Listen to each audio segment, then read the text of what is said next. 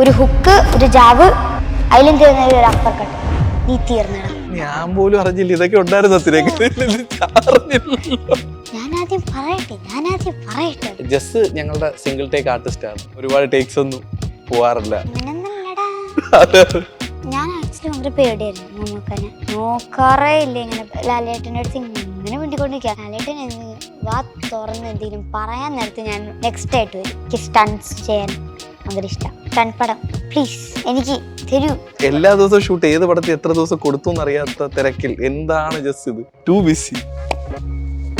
ശരിക്കും പെപ്പെ 13 പടമേ ഉള്ളൂ, ജസ് 16 പടമായി. കളരി ഞാൻ ഓൾറെഡി പഠിക്കുന്നുണ്ട്. അമ്മേ പെപ്പെ ഭയങ്കര ഫണ്ണി ഒക്കെയാണ്, ജോക്കൊക്കെ ഉണ്ടാക്കും. ദാവീദ് അത്ര എഫേർട്ട് എടുത്ത് എഴുതി ഉണ്ടാക്കിയൊരു സിനിമയാണ്. ഇപ്പൊ സോ കോൾഡ് റിവ്യൂവേഴ്സ് ഒക്കെ എന്നെ അടുത്ത് കൊടുത്തിട്ടുണ്ട്. പക്ഷെ ഞാൻ ആരാണോ ഞാൻ ഉദ്ദേശിച്ച ഓഡിയൻ, ആ ഓഡിയനിൽ പടം റീച്ച് ആവുന്നത് ഞാൻ കറക്റ്റ് തിയേറ്ററിൽ ചെന്നപ്പോൾ ഞാൻ കണ്ടു. എൻ്റെ നാട്ടിൽ 100% ലിറ്ററസി ഉണ്ട് സാർ. നമുക്ക് വിജയിനെ വെച്ചൊരു സിനിമ ഒന്നും ചെയ്യാൻ ചിലപ്പോൾ പറ്റില്ലെന്ന് വരില്ല. നമുക്ക് പെപ്പേനെ വിജയായിട്ട് പ്രസന്റ് ചെയ്യണം. വിജയരാഘവൻ സാർ എന്ന് പറയുമ്പോൾ ശരിക്കും ഞാനൊരു ഫാൻ ബോയ് ആണ്. അദ്ദേഹത്തിൻ്റെയൊക്കെ ഏറ്റവും വലിയ പ്ലസ് എന്താണെന്ന് വെച്ചാൽ നമുക്ക് ടെക്നിക്കലി ഒരു എറർ സംഭവിക്കാതെ ഒരു റീടേക്കിൻ്റെ ആവശ്യം വരും. ബോക്സിംഗ് കൗൺസിൽ ക്ലൈമാക്സ് ഫൈറ്റ് മൊത്തം കണ്ടിട്ട് 100% ഓതൻറ്റിക് ആണെന്ന് ഫീൽ ചെയ്തിട്ടാണ് പെപ്പയ്ക്ക് ലൈസൻസ് കൊടുത്തത്. ഹായ്, ഇപ്രാവശ്യം നമ്മുടെ ഇൻ്റർവ്യൂവിന് ഒരു പ്രത്യേകതയുണ്ട്. സാധാരണ നമ്മളൊരു സിനിമ ഇറങ്ങിക്കഴിഞ്ഞാൽ അതിനകത്തുള്ള സംവിധായകരെ, അതിനകത്ത് പ്രധാന വേഷങ്ങൾ ചെയ്തവരൊക്കെ വിളിക്കാറുണ്ട്. പക്ഷേ ഇപ്രാവശ്യം നമ്മുടെ ദാവീദ് സിനിമയുടെ സംവിധായകനായിട്ടുള്ള ഗോവിന്ദും അതിനകത്ത് കുഞ്ഞിയായിട്ട് എത്തിയിട്ടുള്ള ജസ്സും എത്തിയിട്ടുണ്ട്. പക്ഷേ ജസ്സിൻ്റെ കയ്യിൽ ദാവീദ് 2ൻ്റെ കഥയുണ്ട്. അപ്പോൾ നമ്മൾ ഇൻ്റർവ്യൂ തുടങ്ങുന്നത് തന്നെ ദാവീദ് 2ൻ്റെ സ്റ്റോറി എന്താണെന്നാണ്. സംവിധായകന് പോലും, തിരക്കഥാകൃത്തിലെ ഭാഗമായിട്ടുള്ള സംവിധായകന് പോലും അറിഞ്ഞുകൂടാ എന്താണ് ദാവീദ് 2ൻ്റെ സ്റ്റോറി എന്നുള്ളത്. ജസ്സാണ് നമുക്ക് വേണ്ടി പറയുന്നത്. എന്താണ് ദാവീദ് 2ൻ്റെ സ്റ്റോറി? ഒരു ഇടയ്ക്കായിട്ടുള്ള അറിയത്തുള്ളൂ, ഫസ്റ്റും എൻഡിങ്ങും അതൊക്കെ സസ്പെൻസ്. അപ്പം എന്താ പറയുക, ഞാനപ്പം ഇങ്ങനെ ബെഗ്ഗിയും വാപ്പീൻ്റെ അടുത്ത്, പെപ്പേൻ്റെ അടുത്ത് ഇങ്ങനെ എനിക്ക് ബോക്സിങ് ചേർന്നോ, എനിക്ക് വാപ്പീനെ പോലെ ആണോ, അപ്പം പ്ലീസ് ഇങ്ങനെ. അപ്പം നോ, ഒബ്വിയസ്ലി നോ പറയും. അപ്പം ഞാനപ്പം എന്താ പറയുക, ബെഗ് ചെയ്ത് പിന്നെയും പറഞ്ഞ്, അപ്പം നോ പറഞ്ഞ്, എന്നിട്ടൊരു പ്രാവശ്യം യെസ് പറയും. എന്നിട്ട് പിന്നെ ഞാൻ അതിന് പഠിക്കാൻ പോവും. എന്നിട്ട് പഠിച്ച് ഞാൻ ഭയങ്കര ഗുഡായി. പിന്നെ എന്നിട്ടൊരു കോമ്പറ്റീഷൻ എനിക്ക് വരും. സസ്പെൻസ് കോമ്പറ്റീഷൻ വന്നിട്ട് പിന്നെ അതൊക്കെ കഴിഞ്ഞ സസ്പെൻസ്. പ്ലോട്ട് ട്വിസ്റ്റ് പറയണ്ട. ഇതാണ് നമ്മുടെ ഒരു പ്ലോട്ട്, ഒരു വൺ ലൈൻ. ഇതാണ് ഡയറക്ഷൻ ഞാനല്ലേ? നമുക്ക് ആലോചിക്കാം. അതിലങ്ങനത്തെ ഞങ്ങളങ്ങനെ തീരുമാനം എടുത്തിട്ടില്ല. നോക്കട്ടെ, പണി അറിയാവുന്ന ആരെങ്കിലും വിളിക്കാന്ന് തോന്നുന്നു. വേണ്ട പോലെ പരിഗണിക്കാൻ പറ. വേണ്ട പോലെ പരിഗണിക്കുകയാണെങ്കിൽ, കാണേണ്ടതുപോലെ കണ്ടാൽ ഞങ്ങൾ ദാവീദ് 2ൻ്റെ ഡയറക്ടർ ആക്കാന്ന് പറ. ഓക്കെ. അല്ല, ഇതിനകത്ത് ഇപ്പം കുഞ്ഞി തന്നെയാണോ, കുഞ്ഞി വലുതായിട്ട് ചെയ്യാണല്ലോ, അപ്പൊ ജസ് തന്നെയാണോ ചെയ്യാൻ പോകുന്നത്, അതോ വേറെ ആക്ട്രസ് ആണോ, ആരാ? ഓ, അങ്ങനെ ഒരു ചോദ്യം പാടില്ല. പ്രസക്തമല്ല. പെപ്പെ അറിഞ്ഞോ? നമുക്ക് വിളിച്ചു പറയാം ഇത് കഴിയും. അതെ, പെപ്പെ 2 ഉണ്ട്. ജസ് കഥ എഴുതിക്കൊണ്ടിരിക്കുകയാണ്. എങ്ങനെ ജസ് എങ്ങനെയാ ദാവീദിലേക്ക് വരുന്നത്, കുഞ്ഞിയുടെ വേഷത്തിലേക്ക് വരുന്നത്? ഓഡീഷൻ ആയിരുന്നോ, എങ്ങനെയായിരുന്നു? ജസ് ഒരു ലോങ് ട്രിപ്പൊക്കെ കഴിഞ്ഞിട്ടാണ് ഓഡിഷന് വരുന്നത്. അപ്പോൾ ഓഡിഷന് വന്നിട്ട് ജസ് ഭയങ്കര വീക്കായിരുന്നു. അവിടെ വെറുതെ ഇരിക്കുക, മിണ്ടുന്നില്ല, ഫോട്ടോയ്ക്ക് പോലും നന്നായിട്ട് പോസ്റ്റ് ചെയ്യുന്നില്ല. പക്ഷെ നമ്മള് അതെ പനിയായിരുന്നു. അതെ, ജസ്സിന് പനിയായിരുന്നു. അതായത് ഇവിടുന്ന് കൊടൈക്കനാൽ കൊണ്ടുപോയി പനി പിടിച്ചിട്ട് തിരിച്ചു വന്നു. അപ്പോൾ പക്ഷെ വന്ന് ആ സീൻ കൊടുത്തപ്പോൾ ജസ് ഭയങ്കര അടിപൊളിയായിട്ട് പെർഫോം ചെയ്തു. അത് കണ്ടപ്പോൾ ഓക്കെ ഫൈൻ, കുഞ്ഞിയാണ്, ജസ്സാണ് കുഞ്ഞി എന്ന് ഞങ്ങൾ അപ്പോൾ ഉറപ്പിച്ചു. കുഞ്ഞിനെ ഭയങ്കര ഇഷ്ടമായിരുന്നു ജസ്സിന്. കുഞ്ഞിയുടെ സ്വഭാവമൊക്കെ ജസ്സിന്റെ സ്വഭാവമായിട്ട് സാമ്യമുണ്ടോ? ഇടി അടി ആ ലൈനാണോ? അങ്ങനെയൊക്കെ തന്നെയാണ്. തള്ളു ഇത്രയില്ല, തള്ളി മറക്കില്ല, എന്നാലും തള്ളുണ്ട്, അതെന്തായാലും ഉണ്ട്. മറ്റേ ഭിത്തിക്ക് ചേർത്ത് നിർത്തി പറയുന്ന ഡയലോഗ് അത് ശരിക്കും വൻ ഹിറ്റ് ആയിരുന്നു. ട്രെയിലറിലും കൂടെ വന്നിട്ടുണ്ടായിരുന്നല്ലേ അത്. പക്ഷെ മറ്റേ പടത്തിൽ കൂട്ടുകാരനല്ലേ ചെയ്തത്, വീട്ടിൽ അച്ഛനെയാ ചെയ്യുന്നതെന്നാ പറയുന്നത്. മറ്റേ ചെയർമൊക്കെ കയറി നിന്നിട്ട് അച്ഛനെ ലൈവിലേക്ക് നിൽക്കുവോ? അച്ഛനൊക്കെ വെറുതെ വിടും അല്ലേ? ചില സമയത്ത് ദേഷ്യം. ഫ്രണ്ട്സൊക്കെ എന്താ പറഞ്ഞത്? കണ്ടു കുറേ ഒരു 4-5 പേര് കണ്ടിട്ടുണ്ട്. അവർക്കൊക്കെ ഇഷ്ടപ്പെട്ടു, നല്ല പടം. എന്നിട്ട് എന്നെ വെറുതെ ഇങ്ങനെ കളിയാക്കും. എന്ത് പറഞ്ഞു? എന്നെ ഇങ്ങനെ മിമിക്കും. ആ, ഒരു ഹുക്ക്, ഒരു ചാവ് അങ്ങനൊക്കെ പറയും. അതിലും തീർന്നില്ലേ? അതൊന്ന് പറയുമോ? ആ ഡയലോഗ് ഒന്ന് പറയാവോ? ഒരു ഹുക്ക്, ഒരു ജാവ്, അതിലും തീർന്ന ഒരു അപ്പർ കട്ട്. നീ തീർന്നടാ. ഇത് ഈ ഷോട്ട് എത്ര തവണ ടേക്ക് പോയിട്ടുണ്ടാവും? എങ്ങനെയായിരുന്നു? ജസ് ഞങ്ങളുടെ സിംഗിൾ ടേക്ക് ആർട്ടിസ്റ്റ് ആണ്. ഒരുപാട് ടേക്സ് ഒന്നും പോവാറില്ല. ജസ് ഒരു കാര്യം പറഞ്ഞു കഴിഞ്ഞാൽ ജസ് പോയിട്ടൊരു കാര്യം പറയും, പിന്നെ നമ്മൾ എന്തെങ്കിലും പറഞ്ഞാൽ ഇത് മതി, ഇത് പറയും, ഇത് മതി. ഇത് അങ്ങനെയൊന്നല്ല, അങ്ങനെയൊന്നല്ലടാ. റീടേക്ക് ഒക്കെ പറയാലോ. ദാവീദിൽ അങ്ങനെ റീടേക്ക് ഒക്കെ വന്നായിരുന്നോ എന്തെങ്കിലും? അപ്പൊ നമ്മളിങ്ങനെ ഫസ്റ്റ് ടൈം ചെയ്യുന്നു, അപ്പൊ നമ്മളൊരു ഇമോഷൻ ഒക്കെ പിടിച്ച് കൃത്യമായിട്ട് ചെയ്യുന്നു, പിന്നെ ഡയറക്ടർ വന്നിട്ട് പിന്നെയും ചെയ്യുന്നു പറയാം. അപ്പൊ നമ്മൾക്ക് പിന്നെയും ചെയ്യാനൊക്കെ നമ്മൾ ഓക്കെ ആയിരിക്കുമോ? ഫസ്റ്റ് ടൈം ചെയ്തത് ഞാനാ, ജസിന്റെ 16ാമത്തെ സിനിമയാ. അതുണ്ടല്ലേ, 16 പടത്തിലേക്ക് ഇതൊക്കെ മനസ്സിലായിട്ടുണ്ടാവും. മതി എന്ന് പറയും. എന്തെങ്കിലുമൊക്കെ ടിപ്സ് പറഞ്ഞു തരായിരുന്നു? ലൈറ്റ് ഒക്കെ ഇവിടെ ഇതൊക്കെ ഇമോഷനൊക്കെ കൃത്യമായിട്ട് പിടിക്കുക, അങ്ങനെ ജസ്റ്റ് എന്താ ടിപ്സ് ഒക്കെ പറഞ്ഞു തരുമോ? ഏത് ലെൻസിട്ടാ ഷൂട്ട് ചെയ്യുന്നതെന്ന് ചോദിക്കും. എന്നാ ഓക്കെ എന്ന് പറയും. അപ്പൊ നമ്മൾ പെട്ടെന്ന് ഇതാ ഇട്ടേക്കുന്ന എന്നാ ഓക്കെ, അത് ചെയ്തോളാം പറയും. എനിക്കൊരു കുന്തം അറിയത്തില്ല, എന്നാലും ഞാൻ പെർഫെക്റ്റ്, ഇത് വളരെ നന്നായിട്ടുണ്ടെന്ന് പറയില്ലേ? ജസ്റ്റിൽ എനിക്ക് ഏറ്റവും ഇഷ്ടപ്പെട്ട ഒരു point, very first day just ഒരു മാരക ടാലന്റ് ആണെന്ന് മനസ്സിലാവുന്ന ഒരു പോയിന്റ് എന്താന്ന് വെച്ചാൽ, ഇപ്പം നമ്മൾ മോണിറ്ററിന്റെ ബാക്കിലായിരിക്കുമല്ലോ, നമ്മളൊരു കാര്യം വിളിച്ചു പറഞ്ഞാൽ ജസ്റ്റ് ക്യാമറയ്ക്കാണ് ഓക്കെ പറയുന്നത്, ഓക്കെ ഞാൻ ചെയ്യാന്ന്. കാരണം എന്താന്ന് വെച്ചാൽ നമുക്ക് മോണിറ്ററിൽ അല്ലേ ഫീഡ്ബാക്ക് കിട്ടുന്നത്. അത് ആക്ച്വലി അത്രയും എക്സ്പീരിയൻസ് ഉള്ള ഒരാളെ അത് ചെയ്യുള്ളൂ. ഞാൻ വെറുതെ കോമഡിക്കൊക്കെ ചെയ്യുന്ന കാണാലോ, അത് ആർക്കാണെങ്കിലും അറിയാം. പിന്നെ ഞാൻ തെറ്റിദ്ധരിച്ചായിരുന്നു, ഞാൻ വെച്ച് ടാലന്റ് കൊണ്ട് ചെയ്തതാന്ന്, കോമഡിക്ക് ചെയ്തതല്ലേ. പക്ഷെ വെറുതെ ഞാൻ ബഹുമാനിച്ചു പോയി. എന്റെ ഭാഗത്ത് തെറ്റുണ്ട്. അതെ. ഇപ്പൊ നമ്മള് ദാവീദിലേക്ക് വന്നു കഴിഞ്ഞാൽ അത് രസമുള്ള ഇങ്ങനത്തെ ഈ സ്പോർട്സ് അങ്ങനത്തെ സ്റ്റോറികൾ ഒരുപാട് നമ്മൾ വന്നിട്ടുണ്ട്. അപ്പൊ നമുക്ക് ദാവീദിന്റെ ഒരു സ്റ്റോറി ലൈനിൽ നമുക്ക് പോകുന്ന വഴിയിൽ നമുക്ക് അറിയാം, ഓക്കെ ഏതെങ്കിലുമൊക്കെ ഒരു പോയിന്റിൽ ഇങ്ങനെയൊക്കെ ആയിരിക്കും പോകുന്നറിയാം. പക്ഷെ അതിനകത്ത് രസമുള്ള കുറേ സർപ്രൈസ് എലമെന്റുകൾ വരും. എസ്പെഷ്യലി ഇപ്പൊ നമ്മൾ സിനിമ ഇറങ്ങി കുറച്ച് ദിവസമായതുകൊണ്ട് തന്നെ ഇത് സിനിമ കണ്ടിട്ടുള്ളവർ കാണണമെന്നും കൂടെ പറയാണ്. അപ്പം അതിനകത്ത് സാധാരണ ജയിക്കാൻ വേണ്ടിയിട്ടാണ് ഒരാൾ അങ്ങനെ ഒരു റിങ്ങിൽ ഇറങ്ങുക, അല്ലെങ്കിൽ നമ്മൾ കുറേ പേരുടെ തിരിച്ചുവരവ് കാണുന്നത് ജയിക്കാൻ വേണ്ടിയിട്ടായിരിക്കും. പക്ഷെ ഇതിനകത്തുള്ള നായകൻ ജയിക്കാൻ വേണ്ടിയിട്ടല്ല വരുന്നത്. അയാൾ എനിക്ക് തോൽവിയോട് ഒരു സമരസപ്പെടണം, അല്ലെങ്കിൽ എനിക്ക് തോൽവി അംഗീകരിക്കാൻ പറ്റണം എന്നുള്ള, അത് മേ ബി ഏറ്റവും ഒരു യോദ്ധാവിൻ്റെ ഏറ്റവും വലിയ ഗുണമാണ്. അതിന് വേണ്ടിയിട്ടാണ് അയാൾ അവിടെ വരുന്നത്. ഇവിടെ ആ ഒരു ഗോലിയാത്ത് സ്റ്റോറിയിലേക്കൊക്കെ ഉള്ള അതിൻ്റെ ഒരു കണക്ഷൻ നമ്മൾ ട്രെയിലർ വരുന്ന സമയത്ത് നമ്മൾ വിചാരിച്ചിട്ടുണ്ടായിരുന്നത്, സോ ലൈക്ക് ദാവീദ് എന്നുള്ള പേര് വരുമ്പം ദാവീദ് ഈസ് പെപ്പെ, പക്ഷെ ഗോലിയാത്തിൻ്റെ ഒരു ലൈൻ അവിടെ മനസ്സിലാവുന്നുണ്ടായിരുന്നു. അതൊക്കെ രസമുള്ളൊരു സംഭവങ്ങളായിരുന്നു, ഭയങ്കര നല്ലൊരു സർപ്രൈസ് എലമെൻറ്റുകളായിരുന്നു ആ ഒരു സ്റ്റോറിയിൽ. അപ്പം ഇതിൻ്റെ ഒരു എന്താ പറയുക, പെപ്പേൻ്റെ ഒരു കഥാപാത്രത്തിൻ്റെ ഫസ്റ്റ് തോട്ട് വരുന്ന സമയത്ത് നമ്മുടെ മൈൻഡിലുണ്ടായിരിക്കുമല്ലോ, തോൽവി തീരെ അംഗീകരിക്കാൻ പറ്റാത്തൊരു മനുഷ്യൻ, അയാൾ ഇതിന് വരുന്നു. അങ്ങനെയായിരുന്നോ ഇതിൻ്റെ ഒരു സ്റ്റോറി ഫസ്റ്റ് വരുന്നത്? First of all thank you. അതൊക്കെ മനസ്സിലായ ആളുകൾക്ക് വളരെ കുറവാണ്. അത് കറക്റ്റായിട്ട് മനസ്സിലാക്കിയതിന് ഒരുപാട് നന്ദിയുണ്ട്. പിന്നെ ശരിക്കും വൺ ലൈൻ അത് തന്നെയായിരുന്നു എഴുതിയത്. അതായത് ഒരാൾക്ക് തോൽവിയെ ഫേസ് ചെയ്യാൻ ഭയങ്കര മടിയാണ്, അയാൾ തോൽവിയെ ഫേസ് ചെയ്യുന്നു, അതായിരിക്കണം ആയിരുന്നു ഒരു ഇത്. അതിലേക്ക് അത് അങ്ങനെ പറയുമ്പോൾ അതിനകത്തൊരു ഇമോഷണൽ കണക്ട് വേണം. ആ ഇമോഷണൽ കണക്റ്റിനാണ് അതിൻ്റെ ലൈനിനെ ഒന്ന് ഡെവലപ്പ് ചെയ്തത്. ഒരു മകൾക്ക് വേണ്ടിയിട്ട് അവള് അച്ഛനെ കാണുന്നൊരു പൊസിഷനിലേക്ക് എത്താൻ ആ മകൾക്ക് വേണ്ടിയിട്ട് അച്ഛൻ ഡെഡ്ലി കോമ്പാക്റ്റിന് ഇറങ്ങുന്നു. പക്ഷെ ആ ഡെഡ്ലി കോമ്പാക്റ്റിന് അയാൾ ഇറങ്ങുന്നതെന്ന് വെച്ച് കഴിഞ്ഞാൽ അയാൾക്ക് അയാളുടെ ഇന്നർ ഡെമനുമായിട്ട് ഫൈറ്റ് ചെയ്യാനാണ് ഇറങ്ങുന്നത്. ആ ഇന്നർ ഡെമൻ എന്ന് പറയുന്നത് അയാളുടെ ജീവിതം കൈവിട്ടു പോയത്, അയാൾ ഒരു ഫെയിലിയർ വന്നപ്പോഴാണ് അയാളുടെ ലൈഫ് കൈവിട്ടു പോയത്, പ്രശ്നങ്ങളായത്. പക്ഷെ അയാൾ ഒരു ഫെയിലിയറിലൂടെ തന്നെ ആ ജീവിതം തിരിച്ചു പിടിക്കുന്നു. ഇതായിരുന്നു അതിൻ്റെ. അതെ. ആ ശരിക്കും അതായത് ലോകത്ത് 1000-ന് മേളിൽ ബോക്സിംഗ് ഫിലിംസ് ഇറങ്ങിയിട്ടുണ്ട്, അല്ലെങ്കിൽ 10,000-ന് മേളിൽ ബോക്സിംഗ് ഫിലിംസ് ഇറങ്ങിയിട്ടുണ്ട്. ഈ സിനിമേനെ ജെനുവിൻ ആക്കിയ നോവൽ തോട്ട് എന്ന് പറയുന്നത് ഇതാണ്. ഒരുപാട് പേര് ഒരുപാട് ബോക്സിംഗ് പടങ്ങൾ കണ്ടിട്ടുണ്ട്, അതുപോലെ എന്ന് പറയുന്നെങ്കിലും ദാവീദ് എന്ന് പറയുന്ന സിനിമ ജെനുവിൻ ആവുന്നത്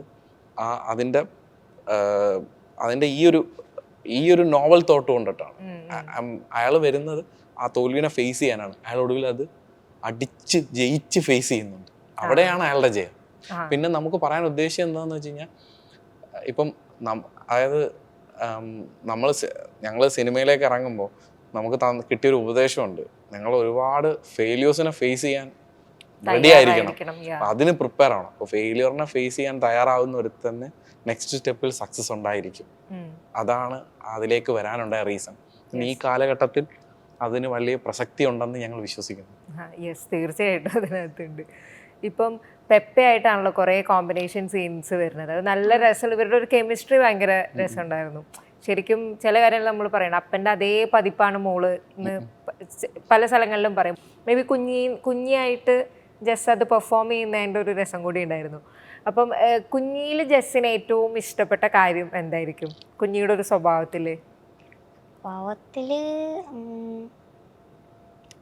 വാപ്പിനെ ഹീറോ ആയിട്ടാണ് എപ്പോഴും കാണുന്നത്. പിന്നെ തള്ളു ഭയങ്കര തള്ളുണ്ട്. വാപ്പിനെ കുറിച്ച് ഭയങ്കര തള്ളാണ്. പിന്നെ നല്ല ആറ്റിറ്റ്യൂഡ് ഉണ്ട്. അപ്പം നല്ല അത് സിനിമയിൽ.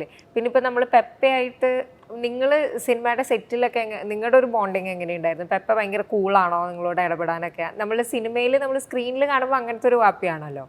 അപ്പം സെറ്റിലുള്ളൊരു ഫേവറേറ്റ് മെമ്മറി എന്തായിരിക്കും പെപ്പയുടെ ഒപ്പം ഉള്ള? പെപ്പ ഭയങ്കര ഫണ്ണിയൊക്കെയാണ്, ജോക്കൊക്കെ ഉണ്ടാക്കും. പിന്നെ നന്നായിട്ട് ചെയ്തിട്ടുണ്ട്. ഭയങ്കര കൂൾ ഒക്കെയാണ്. ഞാൻ ആക്ച്വലി ഈ സ്റ്റേഡിയത്തിൽ ക്ലൈമാക്സ് ഷൂട്ട് ചെയ്യാൻ നേരത്ത് ഈ ലഞ്ച് ബ്രേക്കിന് ഞാൻ കഴിച്ചു കഴിഞ്ഞു. എൻ്റെ സീനല്ലായിരുന്നു, ഇവർ ഫൈറ്റ് ചെയ്യുന്ന ഒരു സീൻ എടുക്കാൻ നേരത്ത് ഞാൻ അവിടെ വെറുതെ അവിടെ ഈ ഫാൻസൊക്കെ എടുത്ത് ഞാൻ അവിടെ ഇരുന്ന് വെറുതെ ഇങ്ങനെ ചെയ്യാനായിട്ട് എന്നെ കിട്ടത്തില്ല. അപ്പോൾ കുഴപ്പമില്ല. അപ്പം എനിക്ക് ഒരു എസ്സേൻ്റെ സൈനുൽ അഹ്മദ് വില്ലൻ്റെ ബാൻഡ് കിട്ടി. അപ്പം ഞാനിതിങ്ങനെ കെട്ടിയിട്ട് ഞാൻ എന്നിട്ട് പെപ്പനെ കാണിച്ചപ്പോൾ ഇങ്ങനെ കാണിച്ചു. വില്ലന്റെ സൈഡിലേക്ക് പോയി പെപ്പെ കുമ്പിടിന്നാ വിളിക്കുന്നത്. ഇവിടെയും കണ്ടു അവിടെയും കണ്ടു, ഒരു സമയത്ത് ഒരേ സമയത്ത് രണ്ടിടത്ത് കണ്ടു എന്നാ പറയുന്നത്. പിന്നെ ഈ സിനിമയിൽ പിന്നെ വന്നു കഴിഞ്ഞാൽ ഈ രസമുള്ള ക്യാരക്ടേഴ്സിൽ പിന്നെ ഷിൻസിൻ്റെ ഒരു ക്യാരക്ടർ ഉണ്ടായിരുന്നല്ലോ, ഭയങ്കര ഷോർട്ട് ഒരു സ്പേസിൽ വരുന്നു. അയാള് ഇവനെ തോൽപ്പിക്കുന്ന ഒരു സ്ഥലത്ത് വരുന്നു. അപ്പോഴുള്ളൊരു അയാളുടെ ഒരു ആറ്റിറ്റ്യൂഡും കാര്യങ്ങളും ഭയങ്കര രസമുണ്ടായിരുന്നു. ഞാൻ സെക്കൻഡ് പാർട്ടിൽ എത്തുന്ന സമയത്ത് ഐ വാസ് ഈഗർലി വെയിറ്റിംഗ്, ഇയാളെ എപ്പോഴാണ് കാണിക്കുക, ഇയാൾക്ക് എന്താ പറ്റിയിട്ടുണ്ടാവുക എന്ന് അറിയാനുള്ളൊരു സംഭവം. പിന്നെ കറക്റ്റായിട്ട് ഭയങ്കര റിയലിസ്റ്റിക് ആയിട്ട് പ്ലേസ് ചെയ്ത് ഈ ഷിൻസ് എന്ന് പറയുന്ന ആ കഥാപാത്രം എപ്പോഴാണ് ഒരു നിങ്ങളുടെ ഒരു റൈറ്റിംഗ് സ്പേസിലേക്കൊക്കെ വരുന്നത്? അല്ല, ആക്ച്വലി ഒരു കഥ, അതായത് മകൾക്ക് വേണ്ടിയിട്ടാണ് അച്ഛൻ ഇറങ്ങുന്നത്. അത് ഏറെക്കുറെ സെക്കൻഡ് ഹാഫിന്റെ ഫസ്റ്റ് തന്നെ നമ്മൾ റിവീൽ ചെയ്യുന്നുണ്ട്. അപ്പൊ ക്ലൈമാക്സിലേക്ക് പോകുന്നതിന് മുമ്പ് ഒരു ഇമോഷണൽ ലീഡ് വേണം പടത്തിന്. തേർഡ് പ്ലോട്ട് പോയിന്റ് എന്ന് പറയും. ആ ഇമോഷണൽ ലീഡ് എന്ന് പറയുന്നത് ഭയങ്കര ആൾക്ക് കണക്ട് ചെയ്യുന്നതായിരിക്കണം. അപ്പൊ എപ്പോഴും എമോഷണൽ ലീഡ് ഉണ്ടാക്കാൻ നേരത്തെ വരുന്ന ക്യാരക്ടേഴ്സ് വന്നാലേ വരുള്ളൂ. അപ്പോൾ ആന്റണിയുടെ കഥാപാത്രമായ ആഷിഖ് കപൂറുമായിട്ട് കോൺഫ്ലിക്റ്റ് ഉള്ളത് ഷിൻസിനാണ്. അപ്പൊ ആ ക്യാരക്ടറിനെ കൊണ്ടുവന്നു കഴിഞ്ഞ് കഴിഞ്ഞാൽ അതിന് കുറച്ചും കൂടെ ആളുകൾക്ക് ഭയങ്കര കണക്ഷൻ ആയിരിക്കും. കാരണം അവർ ഒരു വട്ടം കണ്ടതാണ് അയാളോട് ഇയാൾ ചെയ്തത്. അപ്പൊ അയാൾ വരുമ്പോൾ ഇയാൾക്ക്, അതായത് മകൾക്ക് വേണ്ടി എന്നുള്ള ഒരു പോയിന്റിന്റെ മുകളിലേക്ക് ഒരു പോയിന്റ്, ഓക്കെ എൻ്റെ ഇന്നർ ഡൊമൈൻ ഇതാണ് എന്ന് പുള്ളി മനസ്സിലാക്കുന്ന ഒരു എലമെന്റ്. അപ്പൊ അങ്ങനെയാണ് ഷിൻസിന്റെ ക്യാരക്ടർ കൊണ്ടുവന്നിരിക്കുന്നത്. പിന്നെ ശരിക്കും ആ പാട്ടിൽ നമ്മൾ ആക്ച്വലി ഫുൾ ഫിലിമിന്റെ ഒരു മെറ്റമോർഫ് കാണിച്ചിട്ടുണ്ട്. അതായത് ഇവര് രണ്ടുപേരും കൂടെ ബാറ്ററി ഊരി TV കാണും, അതുകൊണ്ട് അവള് ലേറ്റ് ആവുന്നു. ലൈഫ് അങ്ങനെ ഓരോ കാര്യത്തിലും, അതായത് പപ്പയ്ക്ക വേണോന്ന് അവള് പറയും, ഇവൻ കുത്തിയിടാൻ പോകും കൈ ഒടിയും. അതുകൊണ്ടിട്ടാണ് മറ്റേ പ്രശ്നം ഉണ്ടാവുന്നത്. അതുകൊണ്ടാണ് അവൻ ഗുണ്ടായിട്ട് ചിത്രീകരിക്കപ്പെടുന്നത്. അപ്പം നമ്മൾ ചെയ്യുന്ന ആക്ട് തീർച്ചയായിട്ടും അവിടെ കിടക്കും, അത് നമുക്ക് തിരിച്ചൊരു വരും. അപ്പൊ അത് നമ്മൾ ആക്ച്വലി സിനിമയിൽ കറക്റ്റ് സ്ഥലത്ത് പ്ലേസ് ചെയ്തിട്ടുണ്ട്. ശരിക്കും ദാവീദ് അത്രയും എഫേർട്ട് എടുത്ത് എഴുതി ഉണ്ടാക്കിയൊരു സിനിമയാണ്. ഒരുപാട് ചിന്തകളിലും ഒരുപാട്, അതായത് 3 yearsോളം അതിന്റെ എഴുത്തിൽ നമ്മൾ സ്പെൻഡ് ചെയ്തിട്ടുണ്ട്. അപ്പൊ ഇങ്ങനെയൊക്കെ അത് വായിക്കപ്പെട്ടിട്ടുണ്ടോ എന്ന് എനിക്കറിയില്ല. അപ്പോൾ അത്രയും ഇൻഡെപ്തിൽ അതിനൊരു പൊളിറ്റിക്കൽ സ്റ്റാൻഡ് ഉള്ള സിനിമയാണ്. അതൊരു വെറും ഒരു അടിപ്പടം അല്ല, ആക്ച്വലി അത്രയും പൊളിറ്റിക്കൽ സ്റ്റാൻഡ് ഉള്ളൊരു സിനിമയാണ്. അതിലുപരി ദാവീദിന്റെ ഗ്രാഫ് എന്ന് പറയുന്നത് മറ്റ് സിനിമകളിൽ എന്താ പറയുന്ന പരീക്ഷിക്കാത്ത ഒരു ഗ്രാഫാണ് പരീക്ഷിച്ചിരിക്കുന്നത്. അതായത് വളരെ സറയലിസ്റ്റിക് ആയിട്ട് തുടങ്ങി വളരെ റിയലിസ്റ്റിക് ആയിട്ട് കൊണ്ടുവന്ന് എൻഡ് ചെയ്യിക്കുന്ന ഒരു സിനിമയാണ്.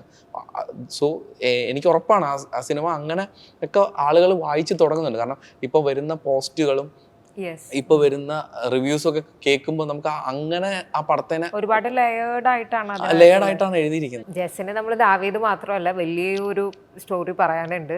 ഒരുപാട് ചിലപ്പോൾ മോൺസ്റ്റർ മോഹൻലാലിൻ്റെ കൂടെ ചെയ്യുന്നുണ്ട്, ടർബോയിൽ മമ്മൂട്ടിയുടെ കൂടെ ഉണ്ട്, ഫീനിക്സിൽ അത്രയും രസമായിട്ടൊരു അന്ധയായിട്ടുള്ള ഒരു കഥാപാത്രം അത്രയും ചെറിയ ഒരു ഇത് സമയത്ത് ചെയ്യുന്നുണ്ട്. കുറേ 16ാമത്തെ സിനിമയാണിത്. ലൈക്ക് അതൊരു വലിയ കരിയറാണ് നമ്മൾ നോക്കുന്ന സമയത്ത്. ഇപ്പൊ തമിഴിലും പോയിട്ട് ആക്ട് ചെയ്തിട്ടുണ്ട്. ആ സിനിമ വരാനിരിക്കുകയാണ്. അപ്പം ജയസൂര്യയുടെ അന്വേഷണമാണ് ഫസ്റ്റ് മൂവി. അത് എത്രാമത്തെ വയസ്സിലായിരുന്നു ചെയ്യുന്നത്? 3.5. അതെ. അപ്പൊ അതിലേക്ക് എങ്ങനെയാ സിനിമയിൽ റോള് കിട്ടിയെന്ന്? അത് ഓഡിഷന് പോയി. ആ ഒരു ഏജിൽ തന്നെ ഓഡിഷനൊക്കെ പോയി.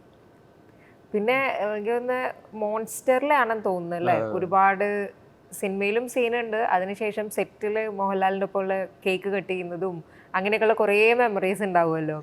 എങ്ങനെയുണ്ടായിരുന്നു ലാലേട്ടൻ എന്ന് പറയുന്ന വ്യക്തിയുടെ കൂടെ ഉള്ളൊരു അനുഭവമൊക്കെ എങ്ങനെയുണ്ടായിരുന്നു? ഞാൻ ആക്ച്വലി ഫസ്റ്റ് ഡേ തന്നെ വന്നപ്പോൾ ഞാനിങ്ങനെ ഫേമസ് ആണ്, അങ്ങനെ ഞാൻ കുഞ്ഞല്ലേ ആ സമയത്ത്. അപ്പം ഞാൻ ഭയങ്കര മിണ്ടുമായിരുന്നു ആ സമയത്ത്.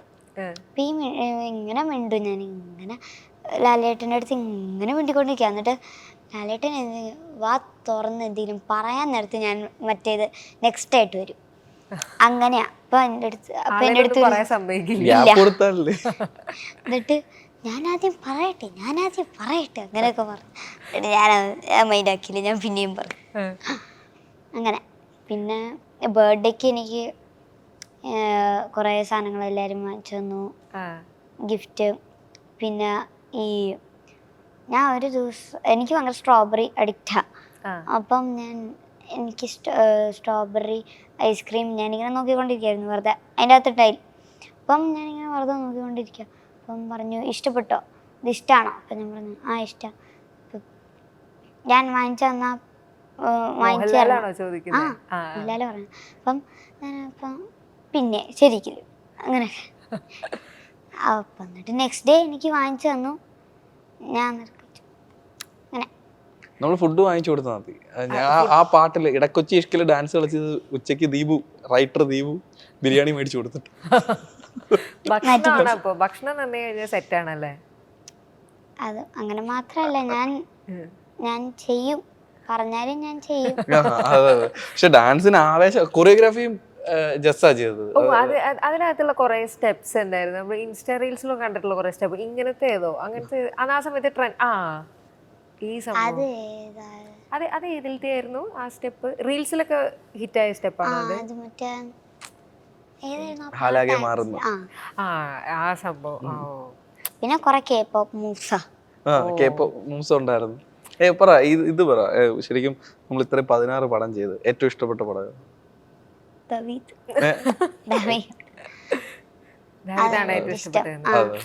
എന്താ ദാവീദ് ഇഷ്ടം?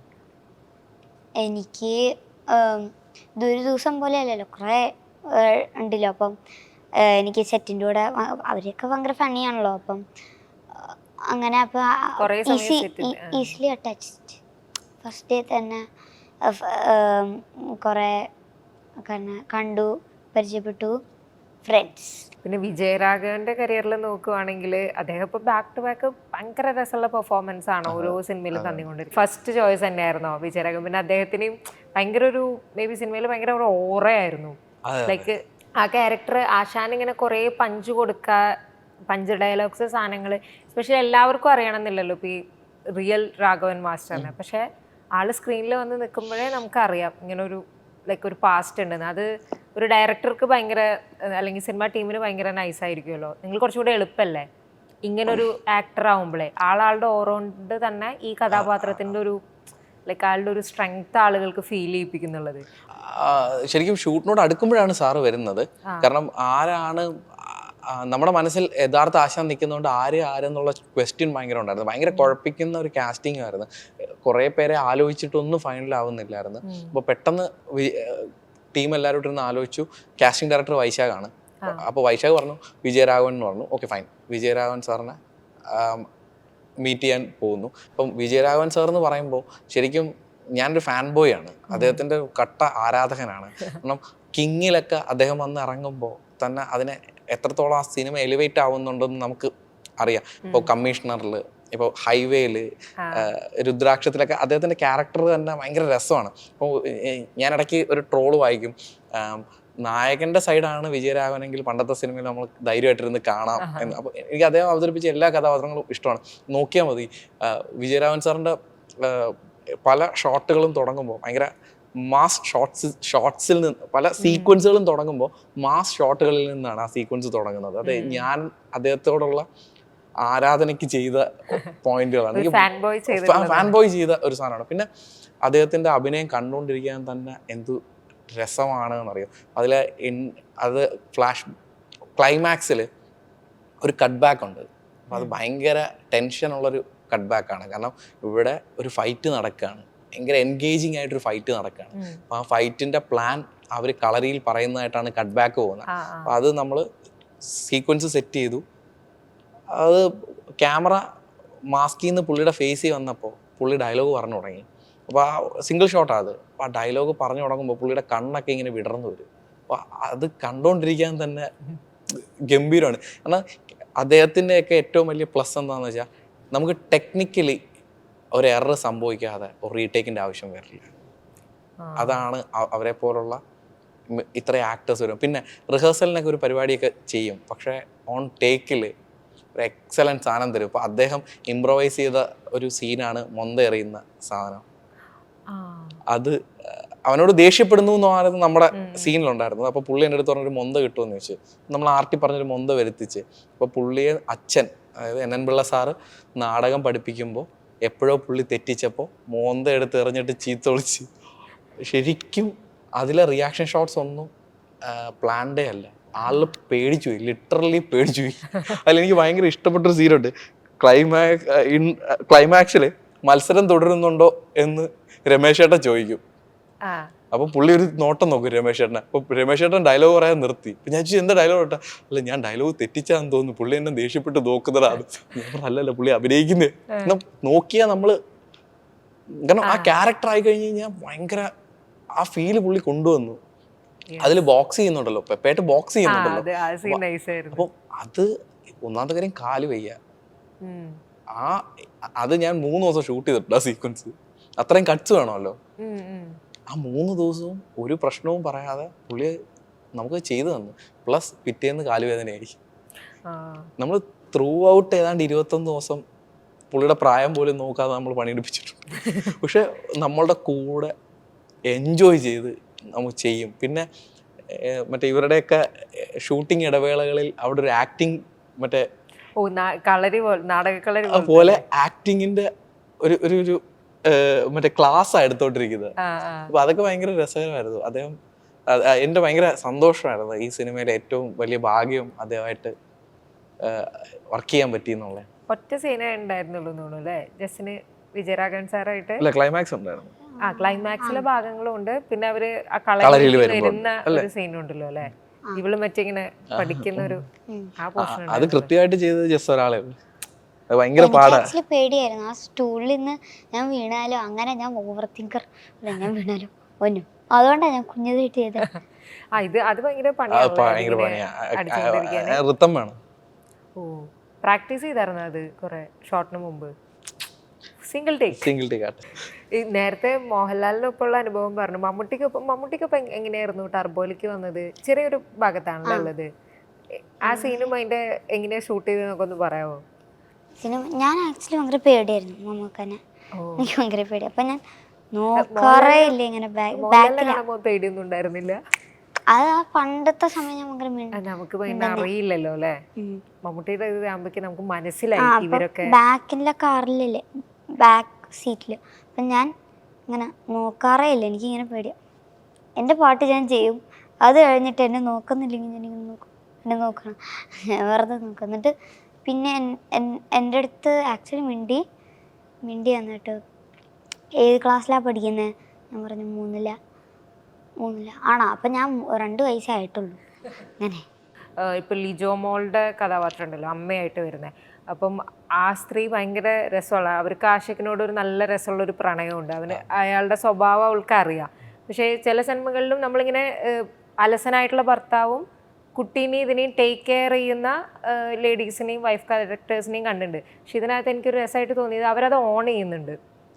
അവർ ശരിയാണ്, അവരത് അടിച്ചേൽപ്പിക്കപ്പെട്ട ഒരു കാര്യമാണ്. കാരണം ഇവൻ പണിക്ക് പോയിരുന്നെങ്കിൽ ഇതാണ്. പക്ഷെ ഇവരതിനെ കുറച്ചുകൂടെ ഞാൻ എൻ്റെ ഭർത്താവല്ലേ, ഞാൻ പൈസ കൊടുത്തോളാം, ഞാൻ നോക്കിക്കോളാം, അതിനെന്നാൽ ഒരു ഭയങ്കര ഒരു പ്രഖ്യാപനം പോലെ ആവുന്നില്ല. അവരവരുടെ സ്പേസിൽ നിന്നിട്ട് അവരവരുടെ ക്യാരക്ടറിലും അവർക്ക് പണിയെടുത്ത് ജീവിക്കാൻ പറ്റും എന്നുള്ള കാര്യത്തിലൊക്കെ അവർക്ക് ഓക്കെയാണ്. അവർക്ക് ജസ്റ്റ് ഭർത്താവ് പണിക്ക് പോയി കഴിഞ്ഞാൽ കുറച്ചുകൂടെ ബെറ്റർ ആയിരിക്കും.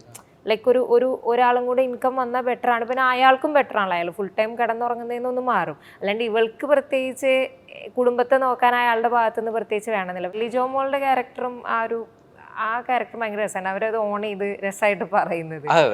അതും നിങ്ങൾ നന്നായിട്ട് വർക്ക് ചെയ്തിട്ടുണ്ടാവുമല്ലോ, ലൈക്ക് ആ ക്യാരക്ടറിനെ അങ്ങനെ രൂപപ്പെടുത്തിയെടുക്കാൻ. ശരിക്കും പടത്തിലെ ഏറ്റവും മികച്ച ഫൈറ്റർ ക്യാരക്ടർ എന്ന് പറയുന്നത് ലിജോ മോളുടെ ക്യാരക്ടറാണ്. അത് ഫസ്റ്റ് ഹാഫിൽ മറ്റേ ഡയലോഗ് പറയുന്നത് ലിജോ മോളാണല്ലോ. ലൈക്ക് നിങ്ങൾ മറ്റേ നമ്മൾ സാധാരണ നായകന്മാരാണല്ലോ പറയാ ഈ പുകവലി ലൈക്ക് ആരോഗ്യത്തിന് ഹാനികരമാണ്. അത് ഫസ്റ്റ് ഹാഫിൽ ലിജോ മോളും സെക്കൻഡ് ഹാഫിലല്ലേ ആന്റണി. ആ ഒരു ഒരാൾ ഇപ്പോഴാണ് ഹീറോ ആവുന്നത്, മറ്റാളാണ് ഫസ്റ്റ് ഹീറോ എന്നുള്ളത്. പുള്ളിക്കാരിയാണ് കാര്യങ്ങളൊക്കെ ചെയ്യുന്നത്, അപ്പൊ പുള്ളിക്കാരിയാണല്ലോ പറയേണ്ടത്. സെക്കൻഡ് ഹാഫിലാണ് നായകൻ എന്തെങ്കിലും നായകൻ ചെയ്യുന്ന ആക്ട് ചെയ്യുമ്പോഴാണല്ലോ. അത് ഞാൻ ആക്ച്വലി പടം തുടങ്ങുമ്പോൾ നമ്മൾ എഴുതി കാണിക്കുന്നുണ്ട് എന്താണ് ഹീറോയുടെ ഓക്സ്ഫോർഡ് ഡിക്ഷണറിയുടെ ഡെഫിനിഷൻ. എന്താ നോബിൾ ക്വാളിറ്റീസ് ഉണ്ടാവുമ്പോഴാണ് അവൾ ഹീറോ ആവുന്നത്, അല്ല നോബിൾ ക്വാളിറ്റീസ് ഇല്ലാത്ത ഒരാൾ ഹീറോ ആവില്ല. അപ്പോൾ ഒരാള് നോബിൾ ക്വാളിറ്റീസ് ഇല്ലാത്തൊരുത്തൻ നോബിൾ ക്വാളിറ്റീസ് അയാളുടെ ട്രാവലിൽ കിട്ടി ഹീറോ ആവുന്നിടത്താണ് പടം കൊണ്ട് നമ്മൾ എൻഡ് ചെയ്യിച്ചിരിക്കുന്നത്. ലിജോ മോളുടെ ക്യാരക്ടർ സിനിമയിൽ എഴുതുമ്പോൾ ആന്റണി സിനിമയിൽ ഉടനീളം 4-5 ഫൈറ്റുകൾ ചെയ്യുന്നുണ്ട്. പക്ഷേ ജീവിതത്തിൽ ആന്റണിയുടെ ക്യാരക്ടറായ ആഷിഖ് അബു സിനിമയിൽ ചെയ്യുന്ന 5 ഫൈറ്റുകളേക്കാൾ കൂടുതൽ ജീവിതത്തിൽ ഫൈറ്റ് ചെയ്യുന്നത് ലിജോ മോൾ അവതരിപ്പിച്ച ഷെറിൻ എന്ന് പറയുന്ന ക്യാരക്ടറാണ്. പുള്ളിക്കാരി നമ്മുടെ ഇവിടെ, അതായത് ജോലി പോയ റോഡിലിറങ്ങി നിന്ന് ബിരിയാണി വിൽക്കും എന്ന് പറയുന്നതാണ് പുള്ളിക്കാരിയുടെ ഫൈറ്റ്. അപ്പൊ എനിക്ക് എൻ്റെ ഏറ്റവും ഫേവറേറ്റ് മൊമെന്റ് എന്താന്ന് വെച്ചാൽ ഭർത്താവ് അടുത്ത് പോയിട്ട് വർക്ക്ഔട്ട് ചെയ്ത് ഇത് ഫൈറ്റിന് തയ്യാറാവും. അപ്പൊ പുള്ളിക്കാരി ഇവിടുന്ന് ചോദിക്കുന്ന ചോദ്യം പൈസ വല്ലതും വേണോന്ന്. അപ്പൊ ദാറ്റ്സ് വാട്ട്, അതായത് അവള് വന്ന് കണ്ണുപൊട്ടുന്ന ചീത്ത പറയും, പക്ഷെ വേറൊരാള് പറഞ്ഞ പുള്ളിക്കാരി അത് ഇടപെടും. അതാണ് ആ ക്യാരക്ടറിന്റെ എഴുത്തിലുണ്ടായിരുന്ന ബ്യൂട്ടി. എനിക്ക് തോന്നുന്നു കുറച്ചും കൂടെ കഴിയുമ്പോഴായിരിക്കും മേ ബി ഈ OTT സ്പേസിലൊക്കെ എത്തുമ്പോൾ നമുക്ക് കുറച്ചുകൂടി ഇൻഡെപ്തിൽ മനസ്സിലാക്കാൻ പറ്റുമല്ലോ. ശരിക്കും ആക്ച്വലി ദാവീദ് എന്ന് പറയുന്നത് തിയേറ്റർ വാച്ചിന് വേണ്ടി എഴുതിയ സിനിമയാണ്. അതായത് എഴുതിയതും മേക്ക് ചെയ്തിരിക്കുന്നതും അതിന്റെ ശബ്ദമായാലും അതിന്റെ ഷോർട്ട് മേക്കിങ്സ് ആയാലും ഒക്കെ തിയേറ്ററിൽ നിങ്ങൾക്ക് കണ്ട് ആസ്വദിക്കാൻ കഴിയുന്ന രീതിയിലാണ് ദാവീദ് നമ്മൾ സൃഷ്ടിച്ചിരിക്കുന്നത്. ശരിക്കും തിയേറ്ററിൽ ദാവീദ് മിസ്സായാൽ അതൊരു വലിയ നഷ്ടം തന്നെയാണ്. കാരണം ഇപ്പം ഞാൻ ആക്ച്വലി തൃശ്ശൂർ രാഗത്തിൽ സിനിമ കണ്ടു, ഹൗസ്ഫുൾ ഷോ ആയിരുന്നു. അപ്പം അതിൽ റെസ്പോൺസ് നമുക്ക് കിട്ടും. ഞാൻ കോഴിക്കോട് കൈരളി തിയേറ്ററിൽ 11:55 ഷോ, അത് 800 പേരുള്ള ഹൗസ്ഫുൾ ഷോ ആണ്. അത് അവരുടെ കൂടെ കണ്ടു. അപ്പോൾ ആ 800 പേരും ഇഷ്ടപ്പെട്ടിട്ടാണ് അവർ ഇറങ്ങി പോകുന്നത്. അവർക്ക് ആ തിയേറ്ററിൽ നിന്ന് കിട്ടുന്ന ഫീല് ആക്ച്വലി നിങ്ങളുടെ പേഴ്സണൽ സ്പേസിൽ മറ്റൊരു രീതിയിലായിരിക്കും ഈ സിനിമ വായിക്കപ്പെടുന്നത്. തിയേറ്ററിൽ ഭയങ്കര, കാരണം ഞങ്ങൾക്ക് ഏറ്റവും വലിയ ഗുണം ഉണ്ടായെന്ന് വെച്ച് കഴിഞ്ഞാൽ സിംഗിൾ സ്ക്രീൻസിൽ ഭയങ്കര തിരക്കാണ് പടത്തിന്. ഇപ്പം കവിത ഹൗസ്ഫുള്ളായ ഒരു സ്ഥലമാണ്. ദാവീദ് ഇറങ്ങുമ്പോൾ കവിത ഹൗസ്ഫുള്ളായിരുന്നു. അപ്പം അതുപോലെ പെരിങ്ങോട്ടുകര ദേവ,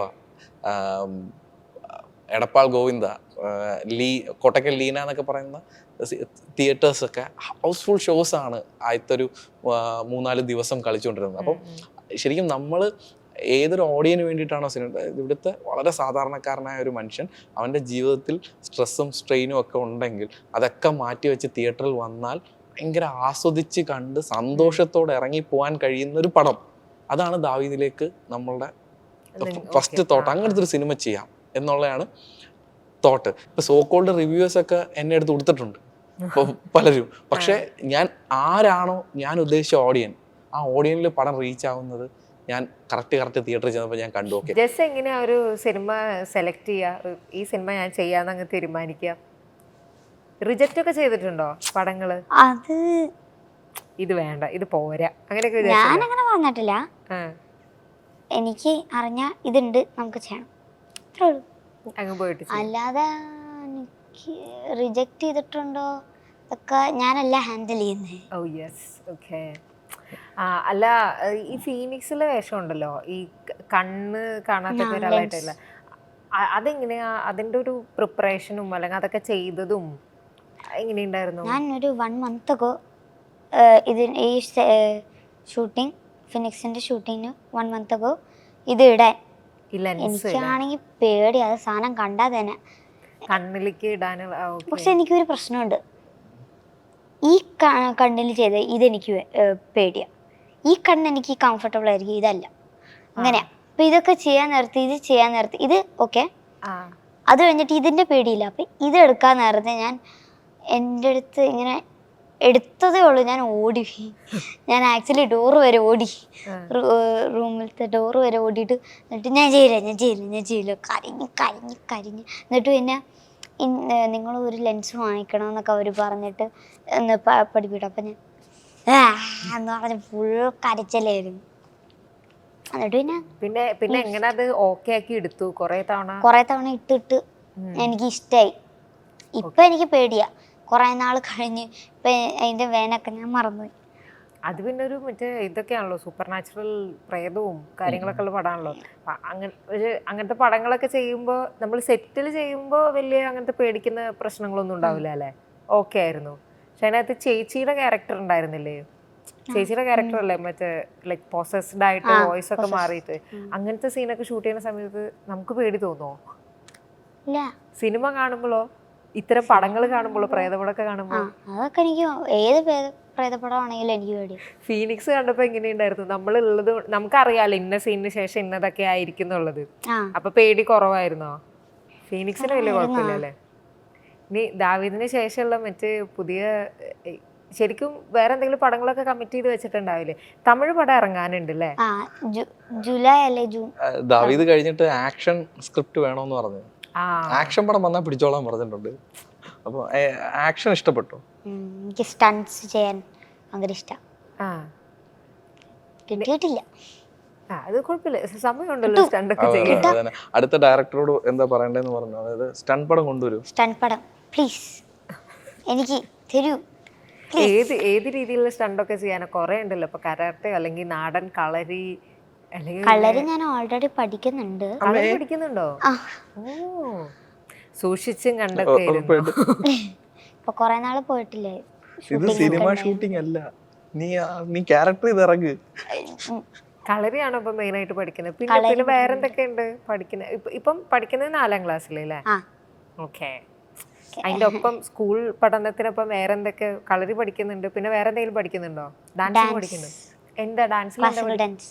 ക്ലാസിക്കൽ ഡാൻസ്, പിന്നെ Bollywood Hollywood dance. Dance, normal dance, സകലകല വല്ലഭയായിട്ടാണ്. ഇതൊന്നും ശരിക്കും പഠിക്കേണ്ട ആവശ്യമില്ല, നമുക്ക് ഇതൊക്കെ പറ്റും. സീരിയസ്ലി കൊറിയോഗ്രാഫർ ഇല്ലാതാണ് പാട്ട് ഷൂട്ട് ചെയ്തത്. ജസ്സാണ് ആ സ്റ്റെപ്പ് മുഴുവൻ ഇട്ടത്. സിമ്പിൾ.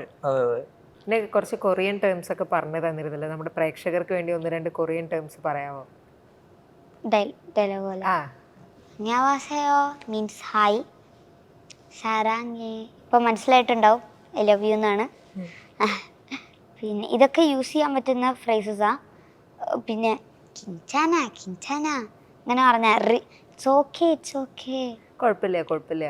പിന്നെ ചിഞ്ച റിയലി അങ്ങനത്തെ ഫ്രേസസ്, അപ്പം അതൊക്കെ യൂസ് ചെയ്യാം, മേക്ക് ഷുവർ. അല്ല, വലുതായിട്ട് എന്താ ആഗ്രഹം ജസ്സിന്റെ? എന്തൊക്കെ ചെയ്യണം, അങ്ങനെ എന്തൊക്കെ ആഗ്രഹങ്ങള്? സിനിമ 18ാമത്തെ വയസ്സിൽ കൊറിയ പോവാന്നോ? കൊറിയയിൽ പോണോ? കൊറിയൻ ആക്ടറും ഇവിടുത്തെ അങ്ങനെ മിക്സ് ചെയ്താലോ? കൊറിയയിലും ആക്ടർ ആയിരിക്കുക, ഇന്ത്യയിലും ആക്ടേഴ്സ് ആയിരിക്കുക. മലയാളത്തിൽ തന്നെയാണോ അത് ഇന്ത്യയിലും മറ്റു ഭാഷകളിലൊക്കെ ചെയ്യാൻ ആഗ്രഹമുണ്ടോ? തമിഴ്, ഹിന്ദി? തമിഴിലെത്തി. ഇപ്പൊ റാംസാറൊക്കെ അടുത്ത പടം ചെയ്യാനാലും വിളിക്കുന്ന ആള് ജസ്സാ, വേറെ ആരെ വിളിച്ചില്ലേല്? ഇല്ലേ, അങ്ങനല്ലേ? മമ്മൂട്ടിയോടൊന്ന് ചോദിക്കും, അതിനുശേഷം പിന്നെ ജസ്സിനോട്. അതെ 2 പേരുടെ ഡേറ്റ് ഉണ്ടെങ്കിലേ പടം ആലോചിക്കുന്നുള്ളൂ അല്ലേ? അങ്ങനല്ലേ ജസ്? എനിക്കറിയാമോ? അല്ലേന്ന് പറയാം. ആ സിനിമേനെ പറ്റിയിട്ട് എന്തെങ്കിലും പറയാൻ പറ്റുമോ? ഇപ്പം ഈ ഏത്? സ്റ്റേജിൽ തമിഴ് പറയാൻ പടത്തെ പറ്റുന്നതാണോ? അപ്പോൾ തമിഴ് പടത്തെ പറ്റി അത് കാര്യങ്ങളൊന്നും ആരാ ഡയറക്റ്റ് ചെയ്യുന്നത്? റാംസർ ഡയറക്റ്റ് ചെയ്യുന്നു. എന്താ വേഷം എന്താ ഞാൻ ഒരു ചെറിയ റോള് ത്രൂ ഔട്ട് ഉണ്ടോ വിജയ് അതോ യേശുദാസ് ആണ് എൻ്റെ അച്ഛനായിട്ട്. വരണത് അല്ലേ സിനിമയിൽ? ഓക്കെ. ഗ്രേസ് ആന്റണി ഒക്കെ ഉള്ള മൂവി. ഗ്രേസ് ആന്റണി. എന്നാ അത് റിലീസിന് പറഞ്ഞോ സാർ? അത് ജൂണിൽ എപ്പോഴെങ്ങാണ്ടാണ്, എപ്പോഴാണെന്നറിയില്ല. ജൂൺ ഓർ ജൂലൈ, ജൂണാന്ന്. ഈ ബാക്ക് ടു ബാക്ക് ഒരുപാട് സിനിമകൾ വരുമ്പോൾ നമുക്ക് സ്കൂളിലും കാര്യങ്ങളൊക്കെ ഉണ്ടാവുമല്ലോ, സ്കൂളും ക്ലാസ് ഇതൊക്കെ. അതൊക്കെ എങ്ങനെയാ മാനേജ് ചെയ്യുന്നത്?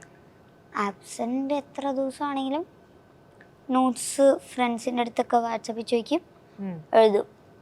ഈ ഷൂട്ടിന്റെ ഇടയിലും പഠിക്കുവോ സ്കൂളിലത്തെ കാര്യങ്ങളൊക്കെ? ഷൂട്ടിൻ്റെ ഇടയിൽ ഈ ദാവീദ് ഷൂട്ടിൽ എനിക്ക് എക്സാം വരാൻ പോയായിരുന്നു. അപ്പം അതിന് പഠിക്കണമായിരുന്നു. മാത്സ് ഒക്കെ പഠിച്ചു. എവിടെ ഇരുന്ന് പഠിച്ചു? കാരവനിൽ.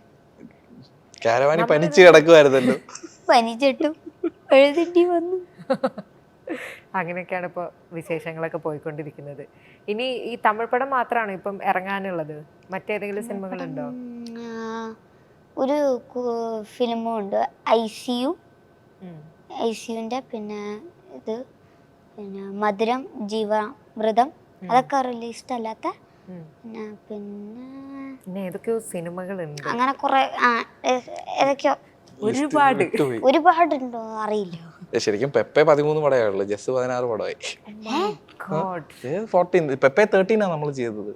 13th ഫിലിം ഓഫ് പെപ്പെ ആണ് നമ്മൾ ചെയ്തത്. സീനിയർ ആക്ടറിനെ പോലെ ബഹുമാനിച്ചിരുന്നു ഈ വ്യക്തിയെ. ഞങ്ങൾ ബഹുമാനിച്ചില്ലേ? ഇവര് ബഹുമാനമൊക്കെ തന്നിരുന്നു. നിങ്ങളൊരു 16 പടത്തിൽ അഭിനയിച്ച ആളാണെന്നുള്ളൊരു റെസ്പെക്റ്റോടെയാണോ പെരുമാറിയത്? അത് ഫുൾ ടൈം കളിയാക്കലായിരുന്നു? ഡയറക്ടർ കണ്ട അങ്ങനെ തോന്നുമല്ലോ. മിക്സ് ആണ്. അല്ല, ഞങ്ങൾ ലൈറ്റപ്പ് ഒക്കെ കഴിഞ്ഞ ആർട്ടിസ്റ്റിനെ വിളിക്കാൻ പാടുള്ളൂ. അതൊക്കെ അങ്ങനെയുള്ളൂ. അതൊക്കെ അങ്ങനെ മതി. ഇപ്പോഴേ പ്രൊഫഷണൽ ആണ് ഞാൻ. അടുത്ത ഷോട്ടിന് ആംഗിൾ ചേഞ്ച് ചെയ്യുമ്പോൾ തന്നെ പറയോ 20 മിനിറ്റ് എടുക്കും. ഇല്ല ജസ്. പിന്നെ ഈ ദാവീദിന് കിട്ടിയ റെസ്പോൺസസിനെ ഒക്കെ പറ്റി പറഞ്ഞു. അപ്പം ഗോവിന്ദിനി നെക്സ്റ്റ് എന്തെങ്കിലും പ്രോജക്റ്റ് ഒക്കെ ആലോചിക്കുന്നുണ്ടോ? അല്ലെങ്കിൽ കഥകൾ ഒരുപാടൊക്കെ സെറ്റാണ്? ശരിക്കും ആക്ച്വലി ദാവീദിന് മുമ്പ് കുറെ കഥകളൊക്കെ എഴുതി വെച്ചിട്ടുണ്ടായിരുന്നു. അപ്പോൾ പോസ്റ്റ് ദാവീദ് ഒരുപാട് പേര് നല്ലതായിട്ട് അപ്രിഷിയേറ്റ് ചെയ്തു. അപ്പോൾ ഒരു പ്രൊഡ്യൂസർ വന്ന് മീറ്റ് ചെയ്തു, നമുക്കൊരു പരിപാടി ചെയ്യണം, ദാവീദ് പോലെ തിയേറ്ററിൽ നന്നായിട്ട് പോകുന്ന രീതിയിലൊരു പടം. അതായത് ദാവീദിനെ അവരെല്ലാം കാണുന്ന ഒരു തിയേറ്റർ ഫിലിം എന്ന രീതിയിൽ അങ്ങനത്തെ ഒരു പ്രൊഡ്യൂസർ വന്നു. പെപ്പെ തന്നെ പറഞ്ഞു, ഇവിടെ നമുക്ക് ഇനിയും അടുത്തൊരു പരിപാടി ചെയ്യണം എന്ന് പറഞ്ഞു. അപ്പം ഇപ്പം പെപ്പയായിട്ട് തന്നെ ഒരു പരിപാടി വേണം എന്നാണ് ആഗ്രഹിക്കുന്നത്. കാരണം എനിക്ക് അത്രയും വർക്ക് ചെയ്തപ്പോൾ ഭയങ്കരമായിട്ട് ഇഷ്ടപ്പെട്ടു ആളുടെ ഒരു ഡെഡിക്കേഷനും. ഈ സിനിമയിൽ പെപ്പ ഭയങ്കര ബോഡി ട്രാൻസ്ഫോർമേഷൻ നടത്തിയിട്ടില്ല. എസ്പെഷ്യലി ഈ ആഷിഖ് കപൂറിന്റെ പ്രസന്റ് കാലഘട്ടത്തിന് വേണ്ടിയിട്ടും മുൻപുണ്ടായിരുന്ന ആ ഒരു ടൈമിന് വേണ്ടിയിട്ടും അതിലൊരു ഭയങ്കര യങ് ആയിട്ടായിരുന്നു. അതെ അതെ. ആക്ച്വലി പെപ്പെ പടത്തിൽ ജോയിൻ ചെയ്യാൻ വരും, അതായത് പടം തുടങ്ങുന്നതിന് 3 മാസം മുമ്പ് തന്നെ പെപ്പെ ഒരു പ്രൊഡക്ഷനുമായി ചേർന്നൊരു ഫ്ലാറ്റ് എടുത്തിട്ട് അവിടെ വർക്കൗട്ടും ബോക്സിങ്ങും തുടങ്ങി. അത് 96-ൽ നിന്ന് ക്ലൈമാക്സ് ഷൂട്ട് ചെയ്യുമ്പോൾ 72-ലേക്ക് അയാൾ എത്തിച്ചു. നമ്മൾ പറഞ്ഞ അതിലേക്ക് തന്നെ എത്തിച്ചു. പിന്നെ അത് മാത്രമല്ല, പെപ്പേനെ ഷൂട്ട് ചെയ്യുമ്പോൾ പെപ്പയുടെ ഒരു ഓറയുണ്ട്. അപ്പം ഭയങ്കര ഒരു സ്റ്റാർ മെറ്റീരിയലാണ് പെപ്പെ. ഭയങ്കര കരിസ്മാറ്റിക് ആണ്. അതിലുപരി പെപ്പെ ഭയങ്കര സ്വാഗാണ്. ഇപ്പോൾ നമുക്ക് സ്ലോ മോഷനിലൊക്കെ പെപ്പെ നടന്നു വരുന്ന കാണുമ്പോഴൊക്കെ നമുക്ക് ഇനി ഒരു ഷോട്ട് കൂടെ എടുക്കാം എന്ന് തോന്നും. അപ്പോൾ അതിൽ സൈജോട്ടൻ ഇനി ഇടി എന്ന് പറയത്തില്ലേ, അപ്പോൾ ഇടി എന്ന് പറഞ്ഞു കഴിയുമ്പോൾ പെപ്പെ ഒരു തിരിയും. ഇപ്പം നമ്മൾ സുരേഷ് ഗോപി ചേട്ടൻ്റെ തിരിയലിനൊക്കെയാണ് ഒരു തിരിയൽ എന്നൊക്കെ തന്നെ പറയുന്നത്. പെപ്പയുടെ ഒരു ടേണിംഗ് ഒക്കെ ഭയങ്കര രസമാണ്. ഫസ്റ്റ് മൂവിയിലെ ഉണ്ടായിരുന്നല്ലോ, ലൈക്ക് തന്നെ മറ്റേ ഒരു ഫസ്റ്റ് സീൻ ഉണ്ടായിരുന്നല്ലോ, ഇയാളെ നമ്മൾ നോക്കണം, അപ്പൊ ഫ്രണ്ടിനെ ഇടിക്കണം, അവനൊന്ന് കുനിയുമ്പോ ഇവര് കൊടുക്കണം. ആ സീനിൽ തന്നെ ഭയങ്കര RDXല് പെർഫോമൻസ് വൈസ് പെപ്പെ ഭീകര ഒരു ആക്ടറാണ്. കാരണം ഇതൊക്കെ അവന്റെ ആ ഒരു ഓറ കൊണ്ടിട്ടും ഭയങ്കര ഒരു സ്ക്രീൻ പ്രസൻസ് കൊണ്ടാണ് പറഞ്ഞ് ഫലിപ്പിക്കുന്നത്. പിന്നെ ദാവീദ് എത്തിയപ്പോൾ അതിന്റെ ഇമോഷണൽ സൈഡ് ഭയങ്കര രസമായിട്ട് ഹാൻഡിൽ ചെയ്തു. അപ്പോൾ കുഞ്ഞിനോടുള്ള ഇമോഷൻസ് ആയാലും വൈഫിനോട് പറയുന്നതായാലും. അപ്പോൾ പിന്നെ ഒരു രസമുള്ള കാര്യം തോന്നിയത്, ഇപ്പം RDXലും ഇതിനകത്തൊക്കെ വരുമ്പോൾ ഈ ഒരു ഇടിയുടെ ഒരു ഫാക്ടർ എന്നുള്ളത് ഉണ്ടല്ലോ, റിപ്പീറ്റ് ആയിട്ട് വരുന്നത്. പക്ഷെ ഇതിനകത്ത് ഇവന്റെ ഒരു എന്താ പറയുക, ഒരു ആനിമലിസ്റ്റിക് സ്വഭാവം ഉണ്ടല്ലോ, തോൽക്കാൻ പറ്റത്തില്ല എങ്ങനെയെങ്കിലും ആക്കണം, എന്നിട്ട് അയാളുടെ ഒരു ആ ഒരു പോർഷൻ പെപ്പായിട്ട് ഇതുവരെ കാണാത്ത ഷൈഡായിരുന്നു. ഒരു എന്താ പറയുക, ഒരു ഭ്രാന്തമായിട്ടുള്ള ഒരു തരം ജയിക്കാനുള്ള ഒരു ആവേശം കയറി നെഗറ്റീവ് എന്ന് നമുക്ക് വിളിക്കാൻ പറ്റുന്ന ഒരു ഷെയ്ഡായിരുന്നു. അത് ഭയങ്കര രസമുണ്ടായിരുന്നു. അത് പെപ്പെ വർക്കൗട്ട് ചെയ്തെടുത്തത് ലൈക്ക് പെട്ടെന്ന് ചെയ്തതാണോ അതോ ലൈക്ക് ഈ പറഞ്ഞതുപോലെ ഭയങ്കരമായിട്ട് കഥാപാത്രത്തെ ഉൾക്കൊണ്ട് ആ ഒരു ഷിൻസിനൊക്കെ ഇടിക്കുന്ന ആ ഒരു സാധനം ഉണ്ടല്ലോ, ലൈക്ക് എസ്പെഷ്യലി പാസ്റ്റ് ഒക്കെ വരുന്നത്? ശരിക്കും എൻ്റെ ഒരു ഞാൻ മനസ്സിലാക്കലിൽ നമ്മൾ തിരക്കഥ നന്നായിട്ട് വായിക്കും, ഒരുപാട് തവണ വായിക്കും. പെപ്പയുടെ ഉള്ളിലൊരു പ്രിപ്പറേഷൻ ഉണ്ട്. ആള് എഫേർട്ടും ടൈമും ഇട്ടിട്ട് ഓക്കെ ഈ സീൻ ഇങ്ങനെയാണ് ഞാൻ ചെയ്യാൻ പോകുന്നത്, ഇങ്ങനെയാണ് ചെയ്യാൻ പോകുന്നത്. പക്ഷെ പുറത്ത് കാണിക്കലോ ഒന്നും ഉണ്ടാവില്ല. കാരവാനിൽ ഭയങ്കര പ്രിപ്പറേഷനൊക്കെ ചെയ്തിട്ടാണ് സെറ്റിൽ വരുന്നത്. അപ്പോൾ സെറ്റിൽ വരുമ്പോൾ നമ്മൾ ഒരു റിഹേഴ്സൽ ക്യാമറ മൂവ്മെന്റിന് വേണ്ടി പോകുമ്പോൾ തന്നെ അതിൻ്റെ ഒരു പെർസെൻറ്റേജ് നമ്മളെ കാണിച്ചു തരും, ഓക്കെ ആയിരിക്കും. പക്ഷെ ആ ഇടിച്ചിട്ട് അത് നമ്മൾ ആക്ച്വലി ക്യാമറ വെച്ച് കഴിഞ്ഞിട്ട് ഈ ഒരു ആംഗിൾ വേണം എന്ന് പറഞ്ഞു. അപ്പോൾ വേണം എന്ന് പറഞ്ഞ് ഇങ്ങനെ ഒരു ആംഗിൾ വേണം എന്ന് പറഞ്ഞു, ലോ ആംഗിൾ വേണം എന്ന് പറഞ്ഞപ്പോൾ അത് അവിടെ അവൻ ഇംപ്രവൈസ് ചെയ്തതാണ് ആ സാധനം, ആ ചിരിയും. എനിക്ക് ആക്ച്വലി സീരിയസ്ലി ഭയങ്കരമായിട്ട് ഇഷ്ടപ്പെട്ടു പുള്ളി അത് ചെയ്തപ്പോൾ. കാരണം അതിൽ ആ ഹിസ്റ്റീരിയ സാധനം ഉണ്ടായിരുന്നു. ഈവൻ അഹ്മദോ എന്ന് പറയുന്ന ക്യാരക്ടറെ ഇടിച്ചിട്ട് ഇന്റർവെല്ലിന് മാത്രം കാണിക്കുന്ന ഒരു ഷോട്ട് ഉണ്ട്.